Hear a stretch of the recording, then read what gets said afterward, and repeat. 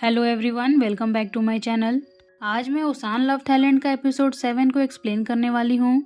Episode की शुरुआत में हम मो को देखते हैं जो रात भर सो नहीं पाया था। उसे बस अपने और हैंग की किस याद आ रही थी। वो यहाँ हैंग के पास आता है तो देखता है कि हैंग यहाँ कुकिंग कर रहा था। मो यहाँ पूछता है कि तुम ऐसे नॉर्मल एक्ट क्यों कर रहे हो, जैसे कि कुछ भी नहीं हुआ था। जिस पर हैंग कहता है कि तुम्हें ऐसा क्यों लग रहा है कि मैं नॉर्मल एक्ट कर रहा हूँ, मैं तो इतना नर्वस हूँ कि इस चक्कर में मैंने कुकिंग की है।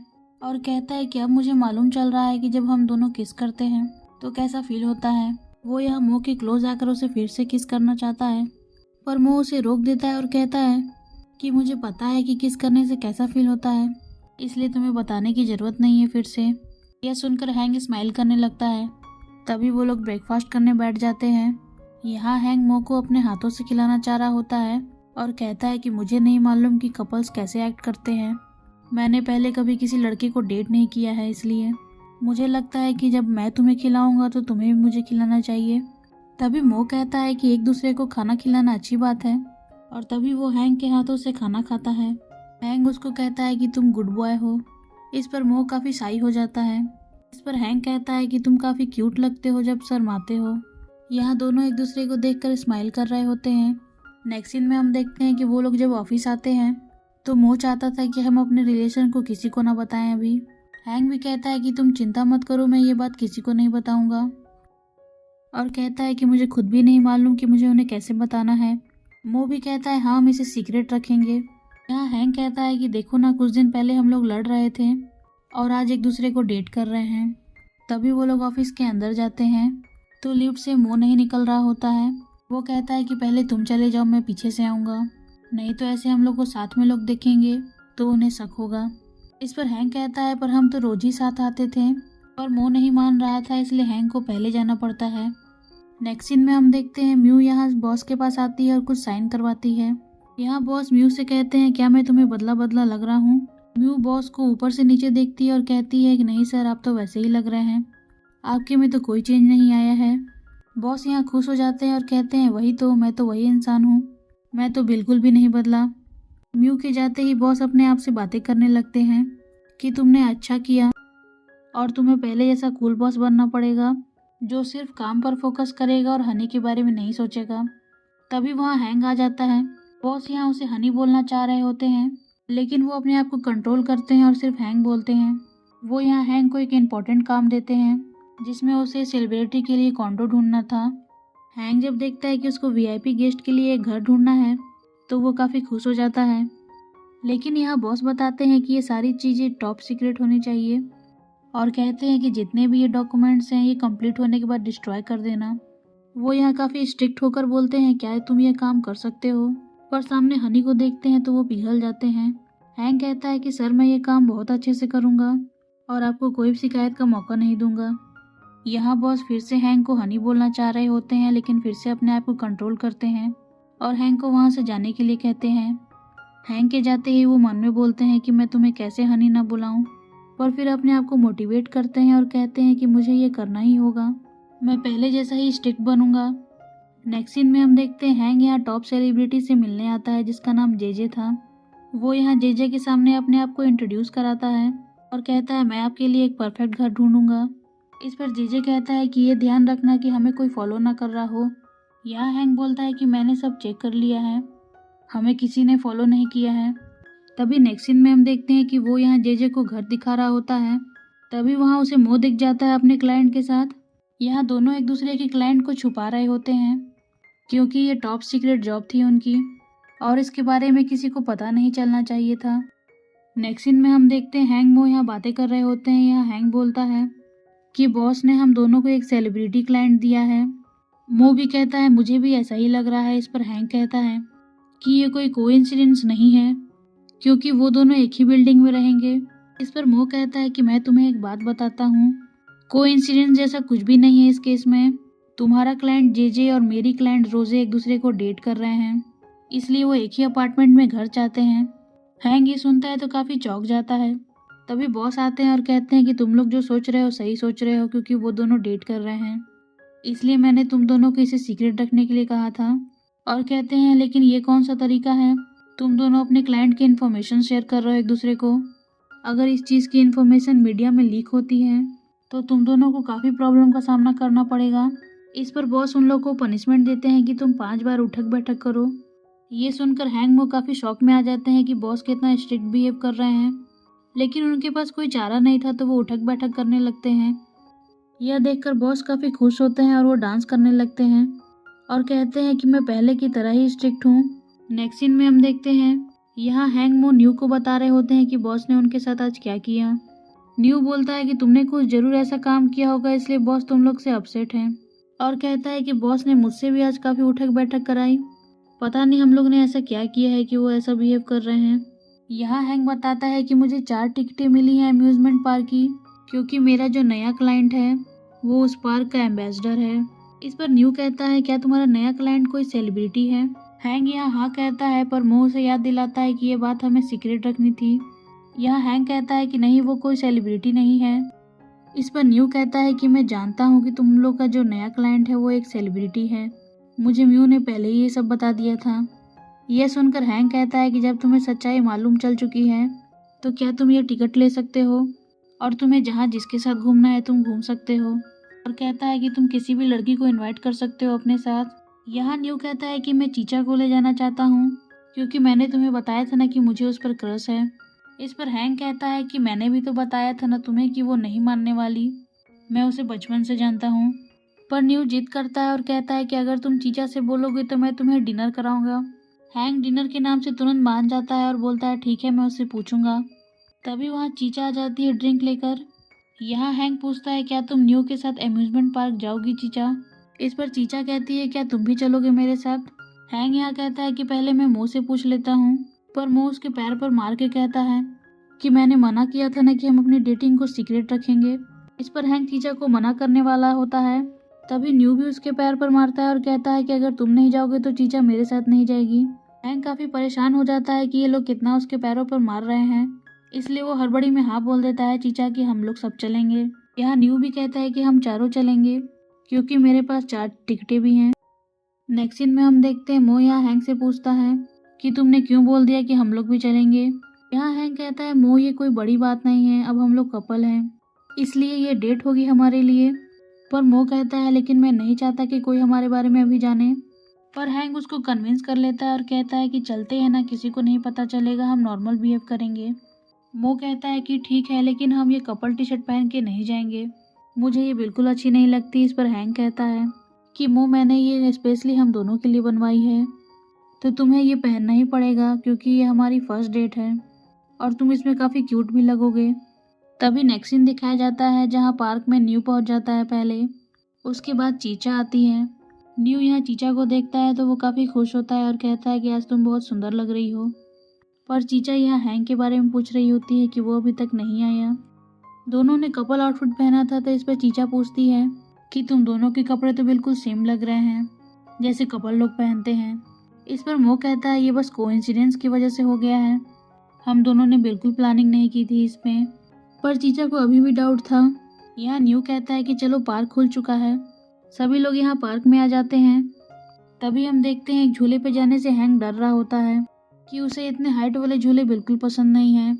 चीचा भी कह रही होती है कि ये बचपन में भी ऐसे ही करता था, ये काफ़ी डरपोक है। ये सुनकर हैंक कहता है कि मैं डरपोक नहीं हूँ और कहता है कि देखना इस बार मैं तुम्हें दिखाऊंगा इस पर चढ़ के। पर मो कहता है कि तुम लोग चले जाओ, मैं नहीं जा सकता, मुझे भी काफ़ी डर लगता है। पर उसके फ्रेंड्स उसे भी कन्विंस कर लेते हैं साथ चलने के लिए। तभी नेक्स्ट सीन में हम देखते हैं वो लोग यहाँ राइड को एंजॉय कर रहे होते हैं। झूले पर एंजॉय कर रहे होते हैं। केवल हैंक था जिसे डर लग रहा था। झूले से उतरने के बाद मो जिद करता है कि मुझे फिर से जाना है और कहता है कि पहले मैं डर रहा था लेकिन अब मुझे ये अच्छी लग रही है। यहाँ पहले कहता है न्यू कि मैं भी चलूँगा, पर देखता है कि चीचा नहीं जाना चाहती तो वो मना कर देता है कि मुझे भी नहीं जाना। वो यहाँ कहता है कि तुम हैंक के साथ चले जाओ, मैं और चीचा तुमको वाटर पार्क में मिलेंगे, वो भी 2 बजे। वो यहाँ चीचा के साथ चला जाता है और हैंक मो के साथ। नेक्स्ट सीन में हम देखते हैं चीचा और न्यू एक राइड पर बैठे रहते हैं, पर चीचा कहती है मुझे काफ़ी नींद आ रही है इस पर न्यू उसे अलग अलग चीज़ें दिखाने लगता है, पर चीचा उन चीज़ों में हैंक को ढूंढती है और कहती है कि ये बिल्कुल हैंक जैसा लग रहा है। वो पिक्चर्स क्लिक करती है ताकि वो हैंक को दिखा सके। न्यू को हम देखते हैं कि वो काफ़ी दुखी होने लगता है क्योंकि वो बहुत कोशिश कर रहा था कि उसे फ्लर्ट कर सके, पर चीचा उसमें बिल्कुल इंटरेस्ट नहीं ले रही थी। नेक्स्ट सीन में हम देखते हैं हैंक को वॉमिटिंग हो गई थी झूले की वजह से, इसलिए मो उसके लिए पानी लाता है और कहता है कि मुझे तुम्हारी वो वाली टी शर्ट फेंकनी पड़ी। यहाँ हैंक कहता है कि मुझे माफ़ करना, तुमने इतनी मेहनत से मुझे ड्रेसअप किया था पर मुझे फिर से वही टी शर्ट पहननी पड़ी। पर यहाँ मो कहता है कि तुम्हें माफ़ी मांगने की ज़रूरत नहीं है और मैं चाहूँगा कि जो चीज़ तुम नहीं कर सकते हो वो तुम मुझे बताया करो, मैं तुमको बिल्कुल फोर्स नहीं करूँगा। इस पर हैंक कहता है कि मैं तुम्हें कैसे बताता, तुम उस झूले पर जाने के लिए बहुत खुश थे।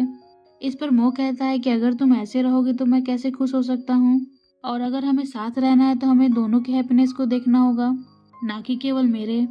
हैंक भी यहाँ स्माइल करते हुए कहता है कि मैं खुश हूँ तुमसे ये सुनकर। मो उसको कहता है कि हम कोई इजी झूले पे चलेंगे जिसमें ज़्यादा ऊंचाई ना हो। यहाँ हैंक कहता है क्या मैं तुम्हें एंजॉय कर सकता हूँ क्योंकि तुम काफ़ी क्यूट हो। इस पर मो यहाँ हंसते हुए कहता है क्या मैं तुम्हें क्यूट लगता हूँ, और तभी उसके क्लोज आता है और कहता है मैं स्कैरी भी हूँ, क्या तुम देखना चाहोगे। यहाँ हैंक कहता है नहीं, मुझे बस क्यूट वर्जन तुम्हारा पसंद है। वो यहाँ से भाग जाता है, तभी मो उसका पीछा करता है। नेक्स्ट सीन में हमको चीचा और न्यू दिखाए जाते हैं जो एक रेस्टोरेंट में आए थे। यहाँ न्यू चीचा की काफ़ी फ़ोटो ले रहा होता है। वो चीचा से उसका इंस्टाग्राम मांगता है तो चीचा कहती है तुम ऐसा कितने लड़कियों के साथ करते हो। इस पर न्यू कहता है कि मैं हमेशा अपनी मॉम की फ़ोटो लेता हूँ। पर चीचा कहती है कि मैं वो नहीं पूछ रही, मैं पूछ रही हूँ कि तुम कितने लड़कियों से उसका इंस्टाग्राम मांगते हो। तभी वो कहती है कि मैं मजाक कर रही हूँ और उसे अपना इंस्टाग्राम देती है और कहती है ये लो, मैं इसे यूज़ नहीं करती ज़्यादा। यहाँ न्यू उसका इंस्टाग्राम आईडी खोल के देखता है तो उसे चीचा से ज़्यादा सिर्फ हैंक के फ़ोटो दिखते हैं उसमें। तभी चीचा भी कहती है देखो हैंक ने मुझे ये फ़ोटो भेजी है, कितनी क्यूट है ना। यहाँ न्यू कहता है कि तुम काफ़ी खुश लग रही हो, क्योंकि चीचा काफ़ी मुस्कुरा रही थी।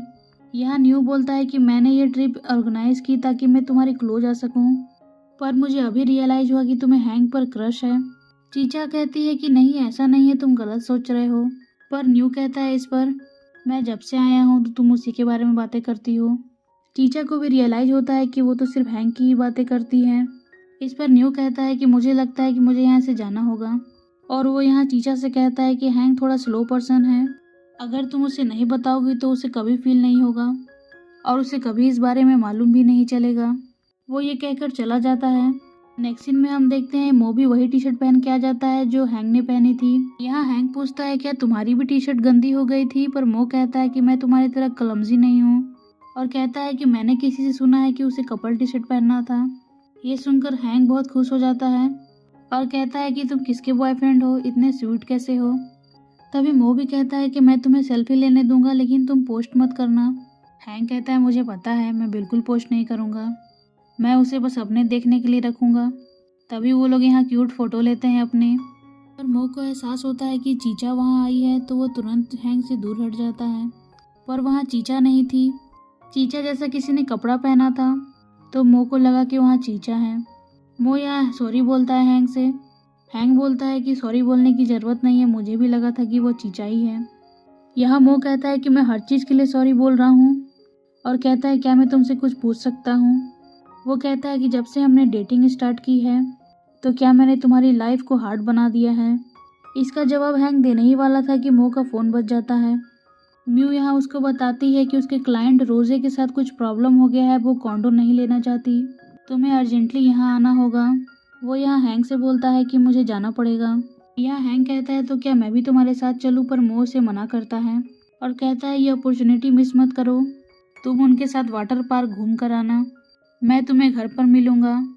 वो यहाँ हैंक को फिर से सॉरी बोलता है, पर हैंक बोलता है कोई बात नहीं, मैं समझता हूँ काम ज़्यादा इम्पोर्टेंट है, मैं भी तुम्हें अब घर पर मिलूँगा।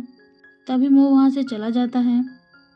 नेक्स्ट सीन में हम देखते हैं कि चीचा अकेले बैठी रहती है। तभी वहाँ हैंक आता है और कहता है कि न्यू कहाँ है। चीचा बताती है कि न्यू को कोई काम आ गया था इसलिए वो चला गया है। यहाँ हैंक भी बोलता है कि मो को भी जाना पड़ा और कहता है कि चलो हम लोग भी घर चलते हैं, हम लोग क्या करेंगे अकेले। पर चीचा उससे कहती है कि हम लोग पहले की तरह एंजॉय कर सकते हैं, जैसे बचपन में पार्क में घूमते थे। यहाँ हैंक मान जाता है। तभी वो लोग यहाँ पार्क में घूमने लगते हैं। तभी चीचा कहती है कि हम लोग वहाँ चलते हैं, हम लोग वहाँ बालू से खेलेंगे। हैंक कहता है ठीक है चलो। यहाँ चीचा कहती है कि ये सारी चीज़ें मुझे बचपन की याद दिला रही हैं, कैसे हम लोग बालुओं से किला बनाते थे। तभी हम देखते हैं चीचा को न्यू की बात याद आती है, जिसने बताया था कि हैंक काफ़ी स्लो पर्सन है, उसे अपनी फीलिंग के बारे में बता देना। यहाँ चीचा भी वही कोशिश कर रही होती है कि बालुओं पे वो लव लिखे, पर यहाँ हैंक चीचा से बोलता है कि मैं तुमसे कुछ इम्पोर्टेंट बात बताना चाहता हूँ। तो चीचा कहती है कि मैं भी तुम्हें कुछ बताना चाहती हूँ, पर हैंक बोलता है कि अच्छा पहले मैं बताता हूँ। हैंक उसको बताता है कि मैं मो को डेट कर रहा हूँ। ये सुनते ही चीचा काफ़ी दुखी हो जाती है। वो पूछती है कि तुम लोग कब से डेट कर रहे हो, जिस पर हैंक बताता है कि लास्ट वीक से, और इस बारे में किसी को नहीं मालूम है, लेकिन मो चाहता था कि मैं तुम्हें बता दूं क्योंकि तुम मेरी बचपन की दोस्त हो। यहाँ हैंक चीचा से बोलता है कि तुम्हें भी तो कुछ बताना था। इस पर चीचा कहती है कि मेरी बात कोई इम्पोर्टेंट नहीं थी। तभी हैंक को ऑफिस से कॉल आता है और उसके भी क्लाइंट के साथ कुछ प्रॉब्लम हो गया था, जिसके वजह से उसे जाना था। वो चीचा से बोलता है कि मुझे जाना पड़ेगा चीचा, कुछ अर्जेंट काम आ गया है। चीचा भी कहती है ठीक है तुम जाओ, मैं थोड़ी देर यहीं खेलना चाहती हूँ। उसकी आंखों में आंसू भरे रहते हैं। वो हैंक को कहती है कि गुड लक फ्रेंड, और हैंक के जाते ही वो रोने लगती है। उसने जो लव लेटर लिखा था वो अधूरा ही रह गया। नेक्स्ट सीन में हम देखते हैं रोजे और जेजे आपस में लड़ रहे होते हैं। तभी वहाँ मो खड़ा रहता है। रोजे नहीं चाहती थी कि वो ये रूम ले, क्योंकि उसने एक स्टॉकर को इस घर की तरफ देख लिया था। तो वो जेजे से बोलती है कि मैं यहाँ नहीं रहना चाहती, पर जेजे उससे कहता है कि इतना अच्छा घर तुम्हें अब फिर नहीं मिलेगा, और इसका प्राइस भी कितना सही था। पर रोजे नहीं चाहती थी कि उसका रिलेशन अभी पब्लिक हो, पर जेजे को इससे प्रॉब्लम नहीं थी। वो कहता है कि एक न एक दिन तो सभी को ये पता ही चलना है। पर यहाँ दोनों काफ़ी लड़ने लगते हैं और ब्रेकअप की बात आ जाती है। वो उन लोगों को समझाने की कोशिश करता है, पर वो लोग नहीं मानते। तभी वहाँ हैंक भी आ जाता है। हैंक को जब पता चलता है कि वो लोग ये कॉन्ट्रैक्ट को कैंसिल करना चाहते हैं, तो वो कहता है कि ये कॉन्ट्रैक्ट अब कैंसिल नहीं हो सकता है, क्योंकि बैंक ने अप्रूव कर दिया है, और कहता है कि इस लोकेशन में इससे अच्छा घर आपको कहीं नहीं मिलेगा। तो वो लोग कहते हैं तो हम लोग ब्रेकअप कर लेते हैं। तभी देखते हैं कि बॉस भी उन्हें पीछे से देख रहा होता है और कहता है मैंने इन दोनों को ये काम दिया था और इनसे ये भी नहीं हुआ, और कहता है कि जिस चीज़ को सीक्रेट रखना था उसे ये लोग इतना पब्लिकली क्यों कर रहे हैं। वो यहाँ उन दोनों की फ़ोटो खींचने लगता है ताकि वो उन दोनों को डांट सके, पर फिर कहता है कि मैं हैंक के साथ इतना कड़ा बिहेवियर नहीं रख सकता। यहाँ हैंक मो भी काफ़ी परेशान थे कि उन्हें कैसे रोके ब्रेकअप करने से। मो कहता है इस पर कि हम दोनों भी डेट कर रहे हैं। वो यहाँ हैंक का हाथ पकड़ा रहता है। यहाँ जेजे कहता है कि मुझे इस बारे में नहीं मालूम था। मो उसे बताता है कि हम आपकी तरह हाई प्रोफाइल नहीं हैं, लेकिन हम आपकी फीलिंग को समझते हैं। मैं भी चाहता हूँ कि मैं दुनिया को बता दूँ कि ये मेरा बॉयफ्रेंड है, लेकिन मुझे डर भी लगता है कि लोग क्या सोचेंगे, इसलिए मैं नहीं बताना चाहता। पर इसका ये मतलब नहीं है कि हम लोग ब्रेकअप कर लें। हमें दोनों पार्टनर की फीलिंग का ध्यान रखना होगा। यह सुनकर हैंक भी मुस्कुराता है और कहता है कि मैं इसे एग्री करता हूँ, और कहता है मुझे भी किसी ने कहा था अगर तुम रिलेशनशिप में आते हो तो तुम्हें सिर्फ अपनी नहीं दोनों की फीलिंग को ध्यान रखना होगा। वो ये बातें मो की तरफ देखकर कह रहा होता है, और जेजे और रोजे से कहता है कि हम दोनों बस आपको खुश देखना चाहते हैं, इसलिए हम दोनों पूरी कोशिश करेंगे कि आपके लिए एक बेटर घर देखें। आप हम पे ट्रस्ट कर सकते हैं। यहाँ रोजे और जेजे भी पैचअप कर लेते हैं और एक दूसरे को सॉरी बोलते हैं। तभी हैंक देख लेता है कि वहाँ कोई खड़ा है और उसे लगता है कि कोई स्टॉकर है, और वहाँ बॉस खड़े रहते हैं। हैंक मो यहाँ बॉस के पीछे भाग रहे होते हैं क्योंकि उन्हें लगता है कि कोई स्टॉकर है, पर बॉस यहाँ रियल स्टॉकर से टकरा जाते हैं जिसने रोजे और जेजे की फ़ोटो ली थी। बॉस यहाँ सोचते हैं कि पुराना वाला बॉस जो था एक अच्छे दिल का था, जो अपने एम्प्लॉय की हमेशा हेल्प करता था, और वो यहाँ हैंक से बोलते हैं कि मुझे थैंक यू बोलने की ज़रूरत नहीं है, ये तो मेरा जॉब था कि मैं तुम लोग को प्रोटेक्ट करूँ। नेक्स्ट सीन में हमको हैंक और मो को दिखाया जाता है जो यहाँ बातें कर रहे होते हैं। हैंक बोलता है कि आज बहुत कुछ हुआ, हम लोग तो अच्छे से अपना डेट भी एंजॉय नहीं कर पाए। मो यहाँ हैंक से बोलता है कि मुझे माफ़ करना, मैंने बिना पूछे तुमसे हमारी रिलेशन क्लाइंट को बता दी, जिस पर हैंक कहता है कि मुझे कोई दिक्कत नहीं है। इस पर मो कहता है तो तुम्हें क्या बॉदर कर रहा है, तुम मुझे बता सकते हो। हैंक कहता है जो तुमने पहले बोला था कि डेटिंग के बाद मेरी लाइफ हार्ड हुई है कि नहीं, तो मैं उसका आंसर देना चाहता हूँ कि तुम्हारा बॉयफ्रेंड बने रहने से मैं काफ़ी खुश हूँ, और मुझे ये बिल्कुल भी प्रॉब्लम नहीं है कि हमारे रिलेशन के बारे में किसी को भी मालूम चले। जब तुम्हें लगे कि ये बताना सही है तो तुम सभी को बता सकते हो। मैं बिल्कुल भी इस चीज़ के लिए तुम्हें मना नहीं करूँगा। ये सुनकर मो स्माइल करने लगता है और यहाँ हैंक भी काफ़ी खुश रहता है। दोनों यहाँ पब्लिक प्लेस में एक दूसरे का हाथ पकड़ लेते हैं और अपने ड्रिंक को एंजॉय कर रहे होते हैं।